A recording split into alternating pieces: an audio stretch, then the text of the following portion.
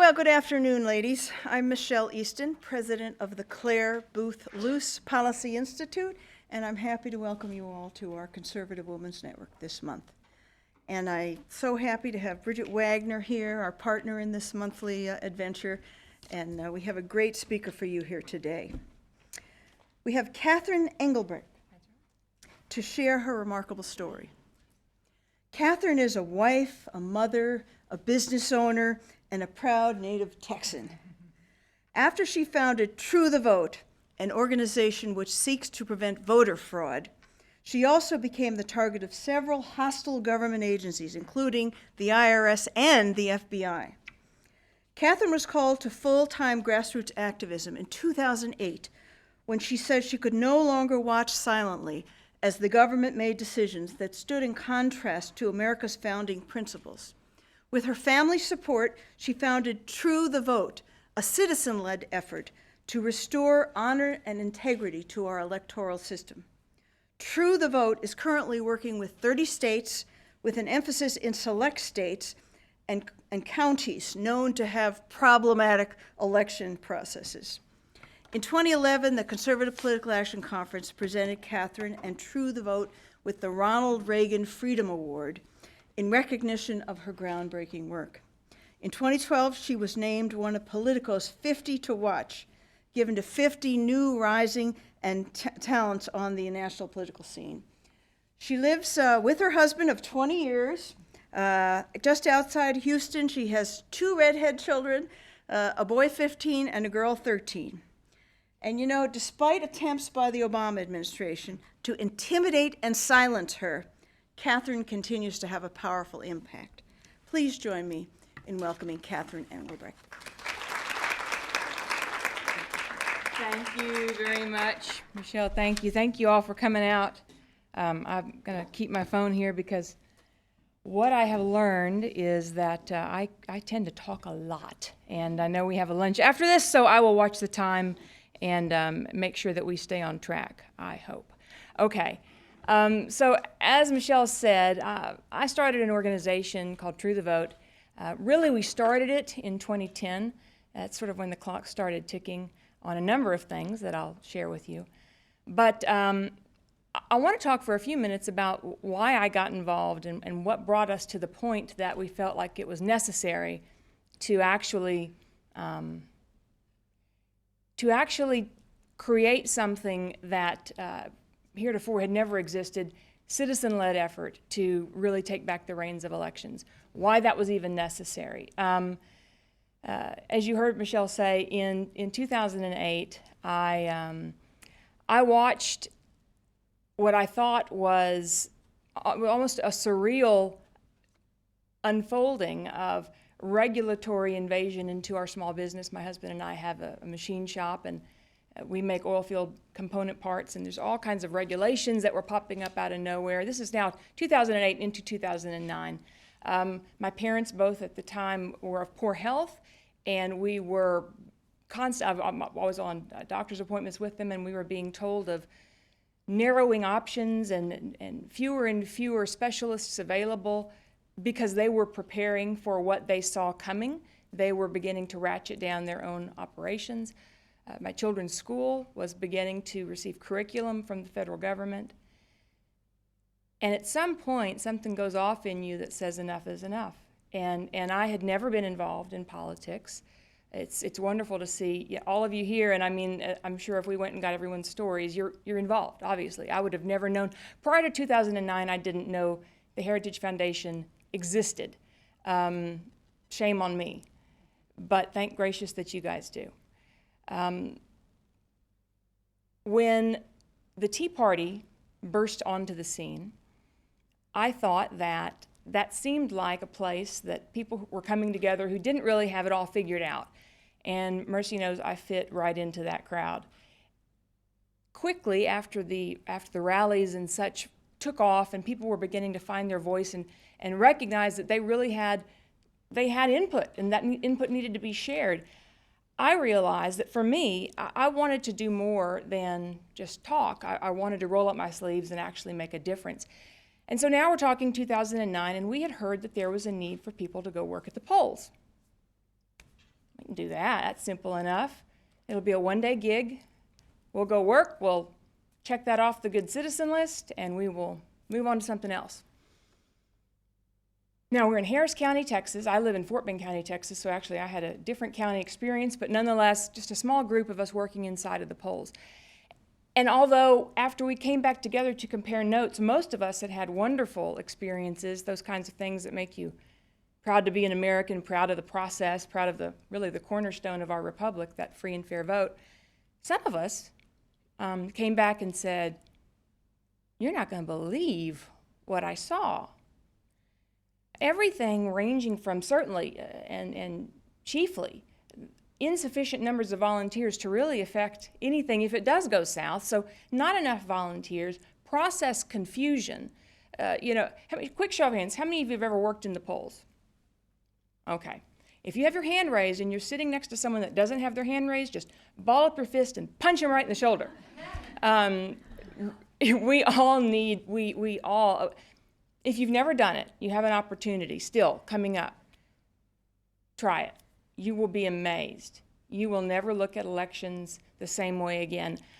I've voted my entire adult life, never having any understanding of the people that worked on the other side of the table. I vote at a little Baptist church, the prototypical sort of, white steeple. I didn't know if the little ladies there on the other side of that table worked for the church, worked for the county, worked for the guy. I didn't know. I just magic. It all happens, and I cast my vote, and in the cover of night somehow, they're all tabulated, and I should feel really, really good about that. It's a harrowing experience to get closer to the process and realize how much human intervention all along the way there really is. And if you were so inclined to tip the scales a little in your favor, one way or the other, there are certainly plenty of opportunities to do just that. So, in any case, fast forward, we saw things that troubled us at the polls. We saw process failure, insufficient numbers of volunteers, but we certainly saw election fraud, and I wish I could call it something other than that. We saw people who would come in with multiple registration cards in different names and present the one card, and then when the election judge would say, "Oh, no, that's been used. Oh, well, how about this one?" We would see people who would come in and sort of whisper, "I don't remember who I'm supposed to vote for." And then the election judge would say, "Oh, I can help you with that." And they would head off to the voting booth, and you would hear the election judge go so far as to, now, let's take a step back. If they didn't know how to use the machine, and in Texas, we vote with machines. How do you vote in Virginia? Machine? Okay. In Texas, it's called an e-slate machine, and it can be confusing. If you have questions about how to operate the equipment, you need help for that. That's fine. That's not what I'm talking about. We would hear the judge say on many occasions, "Put your hands on mine. We're going to turn 3 to the left and 4 to the right, and we're going to click enter." And the voter was completely happy about that. It was like that had been going on for an awfully long time. And when you see things like that, you have a choice. And many of you are younger in this room. I'll tell you, you're going to be you will face choices like this throughout your adult life, where you have an opportunity to either say, "Not right," and I'm not going to take it. I'm going to figure out how to get involved. I'm going to figure out how to make a difference. Or you can do what, sadly, far more people do, which is to say, "Man, I sure hope somebody does something about that." And I think we've all learned, in many ways, in these last few years, that we've let it go far too long without citizens saying enough is enough. And it's going to be difficult to reel things back, to reinsert ourselves, but we have to. We have to go through these first awkward baby steps of reasserting ourselves. True the Vote is a nonpartisan organization. It was never meant to be about party. It is about principle. But what I have found is that the Democrat Party seems to be extremely well versed in engaging their constituents to action. The conservatives tend to be more about, and certainly my experience was to think that if you voted, you were effectively hiring the right person, and they would go do their job that they told you they would do on the campaign trail, and then you would be able to live your life and not have to worry about it that much. Again, I think we've all learned in these past few years that's not always the case. And so I would submit that if you didn't raise your hand and you're not working inside the polls, and if you're not doing some kind of civic engagement, that needs to become part of your portfolio, because we're at a point now where we've got to work and go to church and volunteer and raise our families and do all those things that we always have done, but we've all got to reserve a little bit of our lives to make sure that the process that keeps us free and fair, and that will keep your children free and fair, that stays, because it doesn't stay all on its own. In any case, we saw problems, we decided we would do something about it, and in so doing, we created True the Vote. I'm now going to rapid fire you through the next few years, because what happened in 2009 and what we saw took on several forms very quickly thereafter. We began looking at the voter rolls and trying to determine whether or not there are problems inside the rolls. We began to advocate for common sense election code reforms, just things that made sense based on the things that we saw inside the polls, based on the flaws that we saw inside the voter rolls. That became, for many reasons, national news, because there was no pro-liberty group out there just saying, rules matter. We are a country of rules, we are a country of laws, and they matter. That message began to permeate across the nation, and before we knew it, we had people calling us from all corners saying, that's what you guys saw in Texas, we're seeing stuff like that too, can we work together? And we thought, well, we're in the midst of this development of our own program, we really don't know what's going on, but sure, come on, we'll all work together. And before you know it, we have now this presence. We have volunteers in all 50 states. We do, as Michelle said, we do focus in more so on 30 states, but we help to support citizen-led efforts in a great many states, almost 300 citizen-led efforts altogether.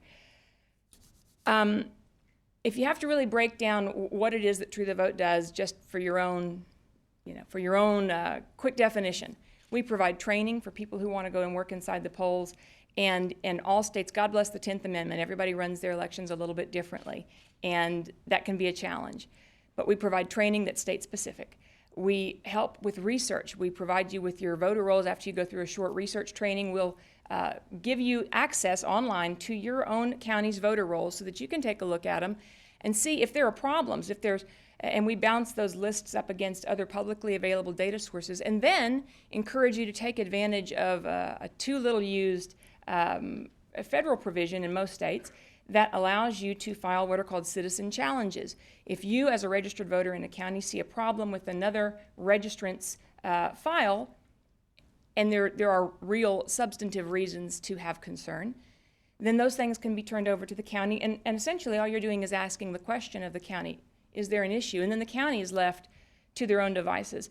As I mentioned, we advocate based on all the things that we see earlier in the process. And then of late, we've begun to be involved in litigation, because sadly, we have learned that sometimes the only way you get action is to take it to court. I had never been involved in any kind of litigation before True the Vote. That is not the case any longer. We have taken on the state of Indiana. We are currently in the process of negotiations with the state of Ohio for their failure to clean up their voter rolls. You may recall when Alan West lost his election in Florida 18, the last election cycle, by fewer than 3,000 votes. He was ahead, then he was behind, then he was ahead, then he was behind, and in the end of the evening of election night, he was substantively ahead, and the next morning he was behind, and it was inexplicable how that happened. And then the election administrator came out and said, yeah, we maybe counted those ballots twice, or I'm not sure if we counted those military ballots or not. Yeah, whoops, sorry. We said, that can't have that. So we sued to do something that had never been done before, which was the first ever led citizen audit of a federal election to try to get inside of the documents. We're just trying to keep the process fair. And there's so much I can say on so many levels about why we find ourselves in the situation that we're in. Let's talk about photo voter identification for a second. 83% of our country, studies show repeatedly, that hovering between high 70s and mid 80%, agree that photo voter identification makes sense across all sort of people groups. Why then is it being used as a wedge issue among people to keep the pot stirred, to keep us angry, to keep us talking about things that divide us? I mean, an engaged electorate is a united America. Why are we seeing so many leaders try to do just the opposite, try to separate, try to divide, try to gin up anger? And I would submit it's because power is at stake. And when you think about vote fraud, yes, true, the vote is about protecting election integrity and preserving voters' rights. But people kind of get hung up sometimes on how often there are actually crimes of fraud that occur inside the polls. How many times are identities really stolen? How many times really and truly does an election judge vote for a voter? Well, a couple ways I can answer that. First is, how much fraud's okay? Is it okay if I steal just your vote or just your vote? You also don't need a whole lot of fraud. You just need a little fraud in the right places. And I think you can look at historically close races, none closer than the 2000 election that was separated by 300 some odd votes. That's 0.0000000 to infinity 1% of the entire body of voters. Elections matter and every vote does count. But I will also say that it's not just about what happens at election day, because all the things that get you to that place, the litigation that happens behind the scenes to change the laws in ways that we are not fully aware of until it's too late. The fraud that is now baked into the process because we have been lax in making sure and standing guard over a system that makes sense. Those things now, they're going to have to be undone, and it's going to take time. But the only way we can even start the clock is by people getting involved. Our country has about half the necessary number of poll workers, so that's the first place and easiest place to start. A couple things that I wanted to share with you, because it is, Michelle did a great job of kind of talking about some of our more recent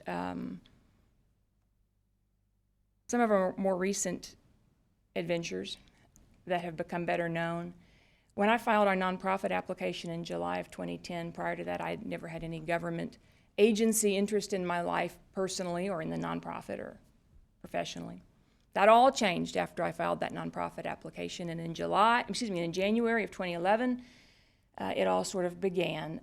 My husband and I were personally audited for 2 years running. Sometimes you draw the short straw, but in this case, that was a very, very, very short straw, because after we finished our personal audits, then our businesses were audited for 2 years running. Okay, I get it.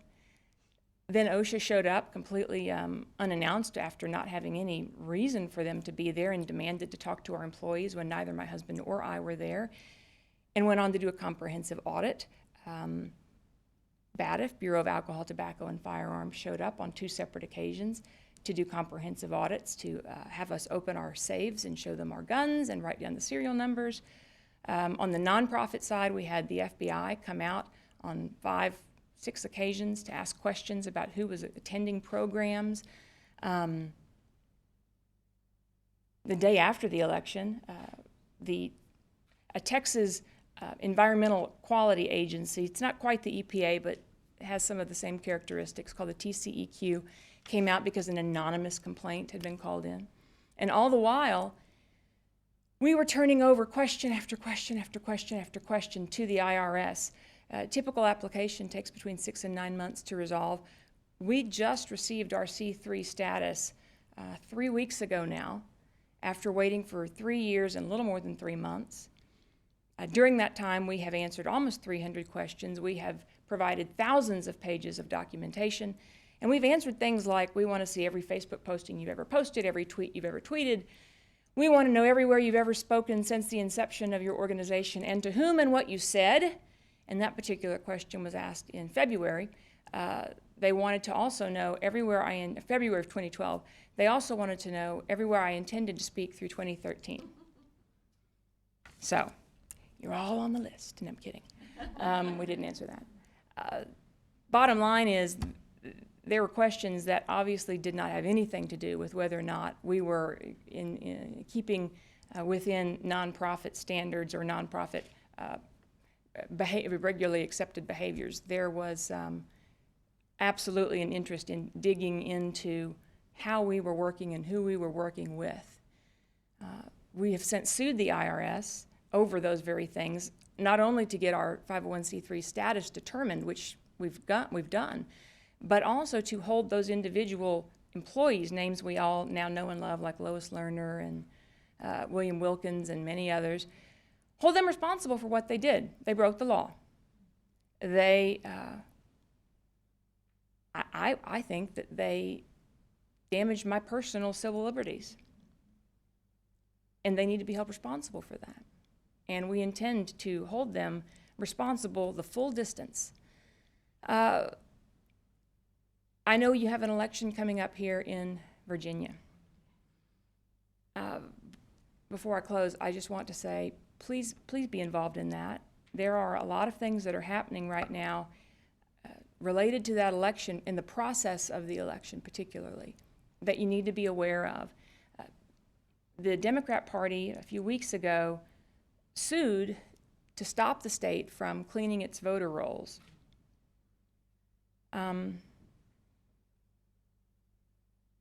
It's required by law to maintain your voter rolls. There are timelines and all those things that must be adhered to, and certainly you want to stay within those. But you do have to maintain your rolls. That's the whole purpose. Good data in, good data out. We actually sent a notification to Chesterfield County's election administrator last week, who is on record as saying that the matter of cleaning the voter rolls was simply too time-consuming, and refused to comply. No, I'm not going to do it. What are you going to do about it? We all have to ask ourselves what we're going to do about it. And we have to dig real, real deep, because the laws do matter, rules do matter. And if we do not hold our elections and our election administrators in this instance accountable, who will? Because it will not happen unto itself. You've got to stay engaged. So there are so many other stories I could entertain you with, but the long and the short of it is an effort like True the Vote has to exist because citizens have to be ever vigilant about the protection of the vote, not just for their particular party, but for all of our country, because that's how democracy functions. That's what our republic is based on, and that's what I am now spending every waking moment doing, and it must matter to this administration an awful lot to try to do all they have to silence me. So on that note, I'll be glad to take any questions.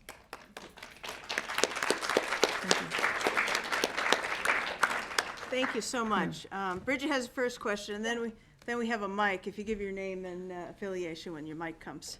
So, Catherine, you mentioned that someone can, the citizen-led efforts, someone can sign up with True the Vote and they can get their county voter file, and then they can go through the process of verifying. What are the kinds of things, what are the types of fraud that some of the citizen-led efforts have found? If someone here was to sign up and get this information, what are the things that they would be looking for? Sure. And what's the kind of most outrageous example? Wow, that's a good question. Okay, so we have about 170 million voter files. So we've seen a lot. It started out when we were doing this locally and trying to just kind of wrap your brain. What you find is you have to sort of, have you ever seen sometimes it's in the cartoons on the weekends in the paper, they have 3D images that are sort of just a series of colored dots, and you have to kind of let your eyes go out of focus before the 3D image comes out. welcome to True the Vote. That's kind of what you have to do.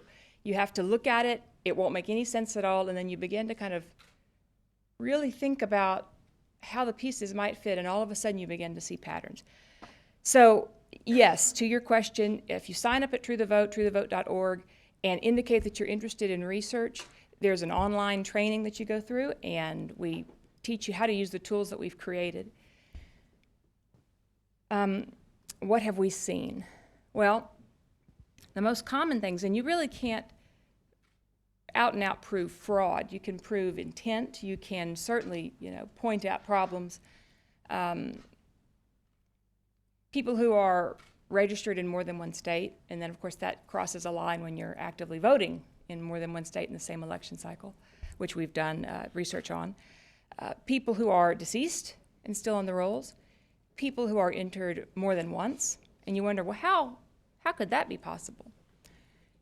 It's interesting, Google knows every time my heart beats, but yet we can't have inside of our, typically inside of your state level election software or administration software, the sense, that the fuzzy logic sense that realizes that when you transpose a letter, or sometimes when you use a middle name and sometimes you don't, that could still be the same person.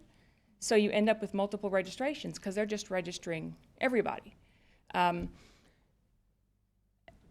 We certainly see the situations where you have extraordinary numbers of people registered at the same address. That can become a challenge because you want to make sure that you are mindful of those facilities that cater to people who are indigent and who certainly can be registered and can have their voter registration card delivered to those addresses.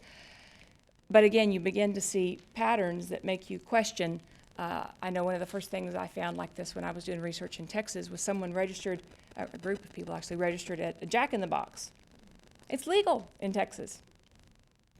Domicile's kind of a state of mind. So even though you're supposed to live where you are registered, what it tells you is you can point that out to the county. The county is going to tell you it's legal. What's your next step? It's advocacy. Try to bring some sanity to the process. So there's all kinds of ways. And we probably, as we speak, we probably have about 1,300 researchers online right now in their various states looking. And it's like sifting through a haystack, but it's got to be done. Vacant lots. Oh, yeah, vacant lots, people registered on golf courses, crazy names being registered. I think, if I recall correctly, Jesus is registered in California and God's registered in Texas or something. I mean, the crazy names, they all make it into the registry. We're like, election administrators are like Cirque du Soleil acrobats in bending over to make sure that everyone gets registered, which is great, except at some point you have to ask some critical questions, and those questions aren't asked for fear of retribution.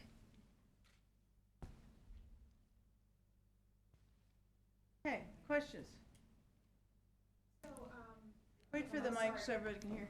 Yeah, down here. Hi, I'm Debbie, and I'm affiliated with myself. I don't know what to say. Okay, so I am one of those people that have never worked in the poll, okay? If I did in Virginia this time, and I see voter fraud going on or something very suspicious, to whom do I go to at that time? That is a great question. We felt the same way when we started and saw the things that I described to you, and you're slack-jawed, like, what do you do? And it happens like that. People often comment that, show us where the vote fraud exists. And even though there have been prosecutions or convictions of vote fraud related crimes in 36 states in the last 18 months alone. It happens, you just don't hear about it. But why is it difficult to really get a handle on what's really going on inside the polls? Is because it happens like this. Our system is based on privacy and, frankly, built on the idea that there's honor among men and that people aren't going to cheat. When you see something, what we train for is to write it down on what we call incident reports and then report those things as they are happening. You need to chronicle it, certainly, but report them as a poll watcher, if that's what capacity in which you're serving. You can only talk to the judges there at the table. You cannot speak to the voters. You can't get engaged with what's actually happening. You can watch it and report it. If the judge doesn't take action, then you have, depending upon what you've seen, there are ways to escalate right there inside of the polls, to call out to, any number of avenues depending on what your state's set up. But after the fact, certainly to turn those incident reports into your, here in Virginia, to your State Board of Elections. From there, they should be investigating that and rolling up to their attorneys general what it is that they've seen and follow up on it. But none of that happens if there are not, eyes and ears of the Republican side of the polls.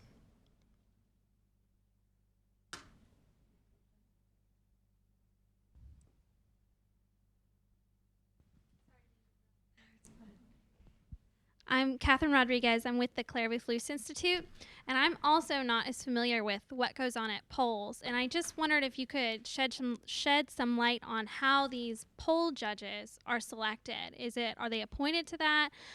Is there some kind of connection that they have to get that job, or are they just volunteers? How does that work?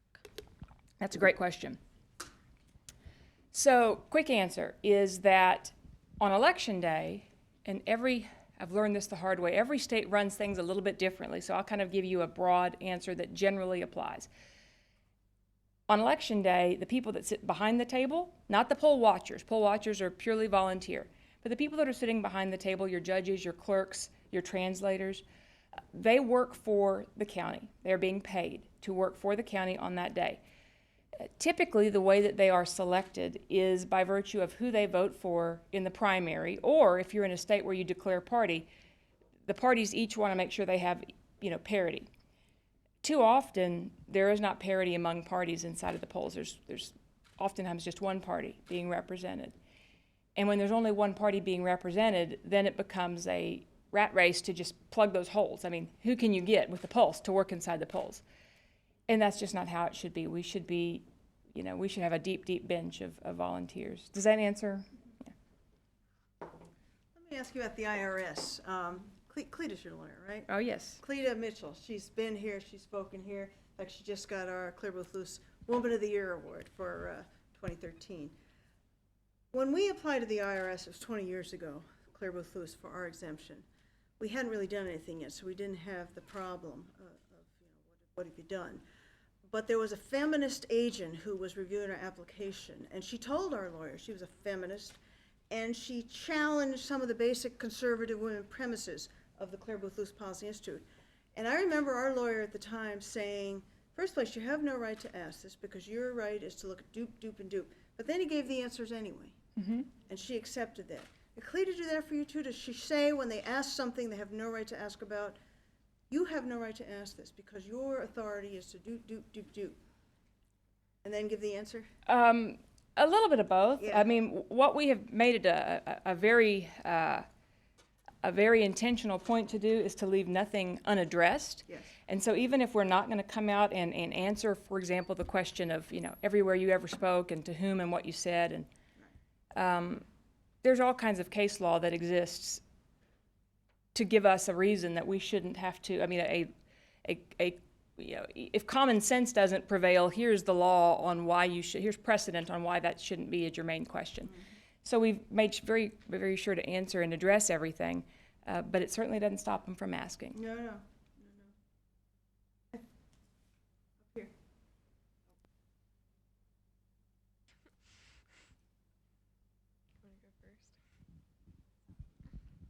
Anjali Schrader with the Heritage Foundation, and thank you for speaking on such an important issue. It seems like there's not a lot of people who work on this issue, but I know that we have here at Heritage one expert, Hans von Spakowski, who works a lot on this. How do you partner with some of the work he's doing as well? Hans is fantastic. He is absolutely of the top tier of people in this country that understand the way the process works and understands the weaknesses and understands and can identify ways to address those weaknesses. Hans has one of the more recent things he opened my eyes to was the push at the federal level for universal voter registration, which is an effort to get everybody enrolled or everybody registered if you exist on a voter roll anywhere. And when you pair that with the weaknesses that are already in the process, it does not bode well for security.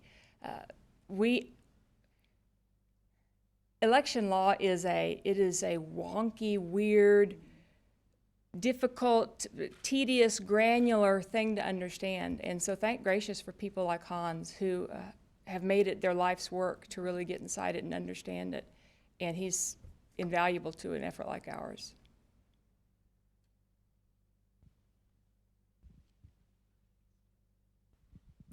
Hi, I'm Bonnie Fight. Thank you so much for speaking on this Absolutely. important topic.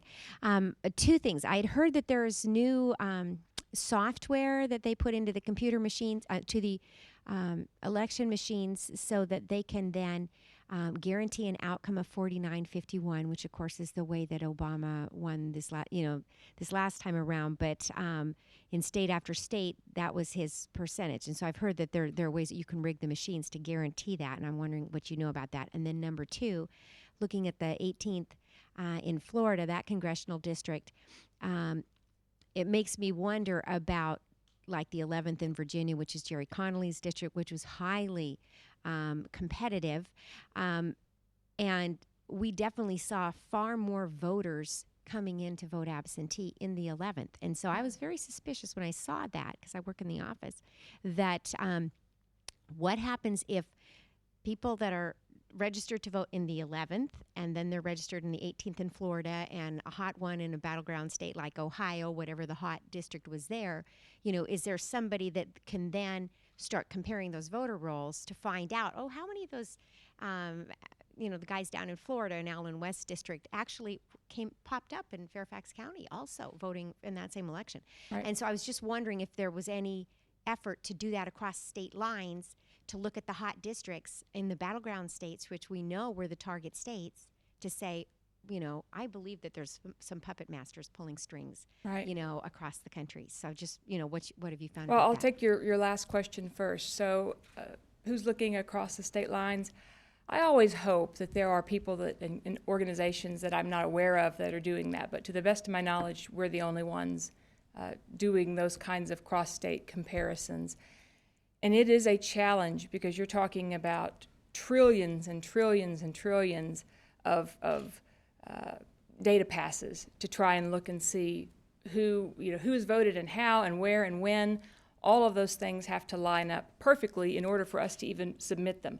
So when I mentioned earlier about the fuzzy logic of a close name or sometimes a middle initial being used or not used and may generate an additional registration, because when you bring these things public, you endure such a tremendous scrutiny, we've learned that we only submit perfect matches because those are irrefutable.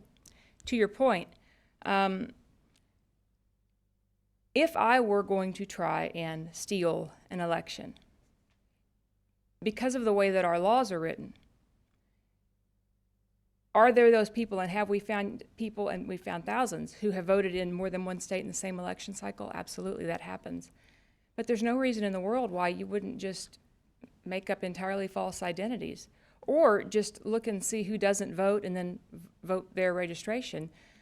America has the lowest voter turnout of any industrialized nation in the world.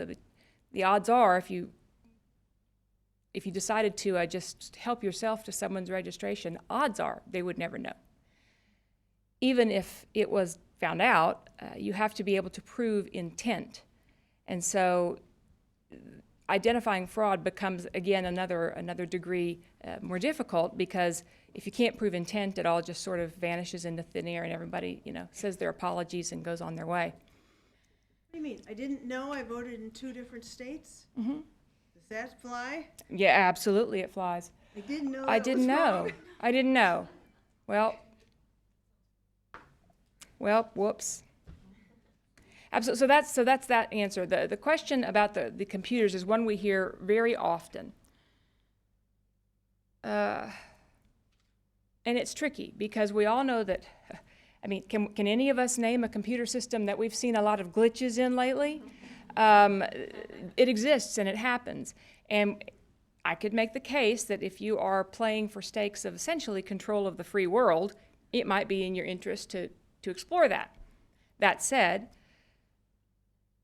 the systems themselves, the computer systems, run independently. They're not daisy-chained together, so you would have to go in and rig in individual machines. That adds a layer of complexity.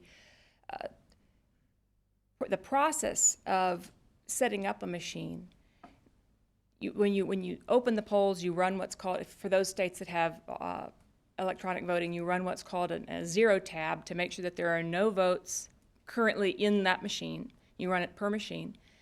Then throughout the day, you do audits to make sure that the number of people that have checked in matches the number of people that have voted. At the end of the day, you run a tally. All of those numbers should check out, and they should track all the way through to your central voting location. Here's the catch. If citizens aren't involved, none of that happens. So it's impossible to really say with any degree of certainty what may or may not be happening if you don't have people watching inside of the polls. And it's amazing what seems like it may have been going on in the past that just doesn't happen when people are observing. Observation changes things. So sometimes it's difficult to prove a negative. You can't, well, you know, what was the impact of True the Vote? Nothing happened. Well, great, so how effective were you? It's difficult. If there's a way to cheat, people will cheat. That's the bottom line. We can look, I mean, our government, anywhere you turn, is full of corruption. We don't somehow spring up halos when we walk inside the polls. Question? Wait for the mic here. Mary Ann Eastman from Virginia. Not a question, just an observation back to one of your other points. Virginia is top-heavy with Democrats. Poll watchers and workers desperately in need of Republicans. I mean, this is a really important election coming up, and we really need people to get out and Who should people contact and if be they there. suddenly decide they're going to be a poll watcher? Um, I'd like to. Well, Cindy, Donna Curtin is the name that comes to mind in Virginia, in Fairfax County. And essentially what you're committing to, you will be trained. For those of you that are like deer in the headlights, oh my Lord, I don't know how to run the polls, you would be provided training, and it would be a one-day commitment. Yeah, but well worth it. Right here in the front.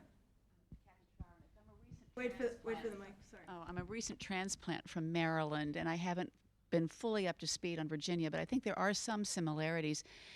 Pick a candidate you would like to poll watch for, and that candidate can sponsor you. You could also be sponsored by a political party. In terms of training to be a judge, that training deadline may have passed because we're getting so close to the election.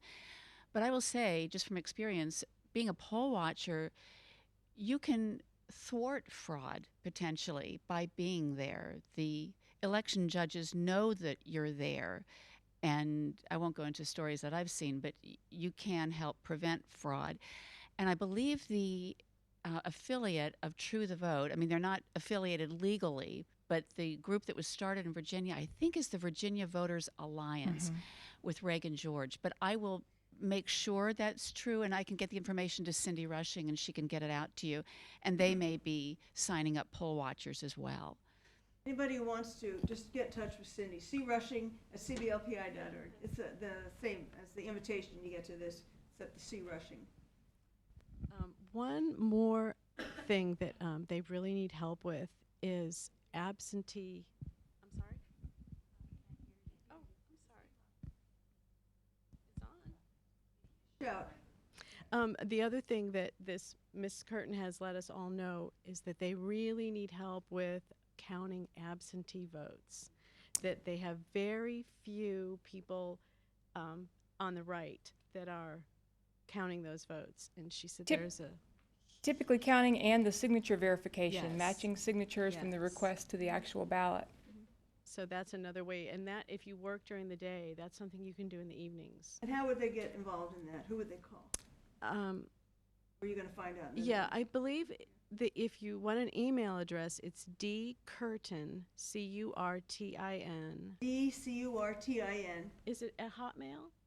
I believe she's at Hotmail. Is there normally an official that you would?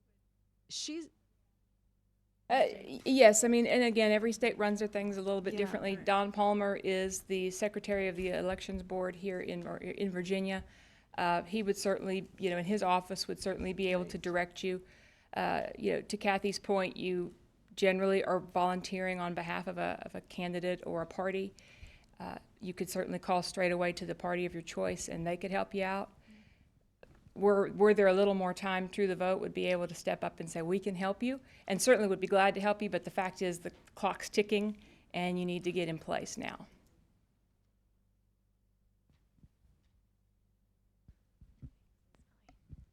Hi, I'm Katie Doran. I'm an intern here at the Heritage Foundation, and I was just wondering if you found bipartisan support with True the Vote, or Great if question. it's leaned either side. Great question. I would love to stand before you and tell you, yes, we have had bipartisan support. We have all come together. We join hands. We sing Kumbaya. We make s'mores. It's great. That's not what happens. There is one party, and it is the Republican Party, that has come to us and said, boy, oh boy, do we need volunteers. If you will train them, just tell them they need to find us. We will absolutely put them to work. Thank you so much for what you're doing. There is another party, the Democrat Party, that has sued us on regular occasion, that smears us every time they have an opportunity. And so when people ask if we work with both parties, I say, yes, we work with both parties, just slightly differently.